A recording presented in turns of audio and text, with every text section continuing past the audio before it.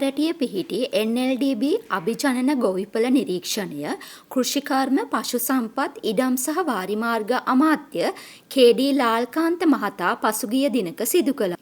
නව මුදල් ප්‍රතිපාදන අනුව විශේෂයෙන් එළගව සහ මීගව අංශ දෙකක් අලුතෙන් ස්ථාපිත කිරීමේ හැකියාව පවතින අතර එය ඉතා ඉක්මනින් ආරම්භ කිරීම මෙහි අරමුණයි. මෙතෙක් කල අභිජනනය සඳහා යොමු වී තිබුණේ යුරෝපයෙන් ආනයනය කළ ප්‍රභේදයි. මෙහි ප්‍රථම වතාවට තෙත් සහ වියලි කලාපයට අදාළ ප්‍රභේදයන් අභිජනනය කිරීමේ හැකියාව තියෙනවා. මෙහිදී සිදුවන විශේෂ වාසිය වන්නේ නිරෝගිමත් ගව සම්පතක් රටට දායාද වීමයි. තවත් වැදගත් දෙයක් වන්නේ රටේ ප්‍රෝටීන් අවශ්‍යතාවයෙන් සැලකිය යුතු පරාසයක් මෙම ගොවිපලෙන් බිහිවන සතුන්ගෙන් ලබාගත හැකිවීමයි. මෙහිදී මෙම සතුන්ට ලබා දෙන ආහාර ගොවිපල තුලදීම නිෂ්පාදනය කර ගැනීම තුළින් රටෙන් පිටතට යන මුදල් ඉතිරි කර ගැනීමද සිදුවෙනවා. බඩිරිඟු වගාවන්ට ඩ්‍රෝන තාක්ෂණය යොදා ගනිමින් කෘෂි රසායන ඉසින ආකාරයද අමාත්‍යවරයා මෙහිදී නිරීක්ෂණය කළා.